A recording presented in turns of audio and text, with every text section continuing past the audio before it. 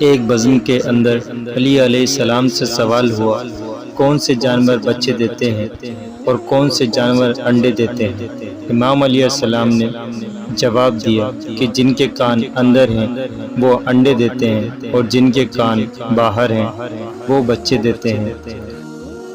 وہ آدمی جواب سن کر بیٹھا تو ایک دوسرا آدمی کھڑا ہو گیا اور یہی سوال دہرایا، کون سے جانور بچے دیتے ہیں اور کون سے جانور انڈے دیتے ہیں؟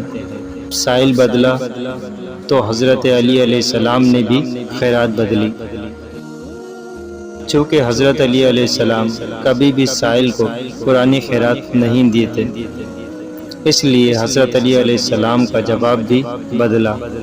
حضرت علی علیہ السلام نے جواب دیا، سن، جو اپنے بچوں کو دودھ پلاتے ہیں وہ بچے دیتے ہیں اور جو اپنے بچوں کو غذا دانہ کھلاتے ہیں وہ انڈے دیتے ہیں۔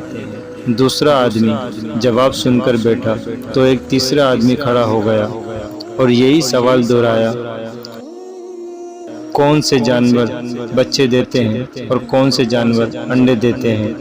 حضرت علی علیہ السلام مسکرائے اور کہا، تیرے لیے بھی نیا جواب ہے، سن، جو اپنی غذا کو چبا کر کھاتے ہیں وہ بچے دیتے ہیں اور جو اپنی غذا کو صرف نگلتے ہیں وہ انڈے دیتے ہیں۔ مجمع پر حیرانی چھائی اور ہر کوئی خاموش ہو گیا۔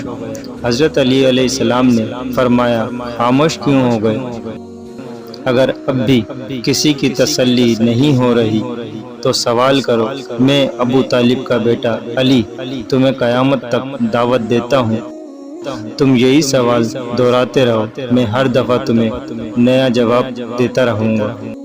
مزید نئی آنے والی ویڈیو کے لیے ہمارے چینل ڈریم آن ریئلٹی کو سبسکرائب لازمی کریں تاکہ ہماری نئی آنے والی ویڈیو آپ تک لازمی پہنچ سکے۔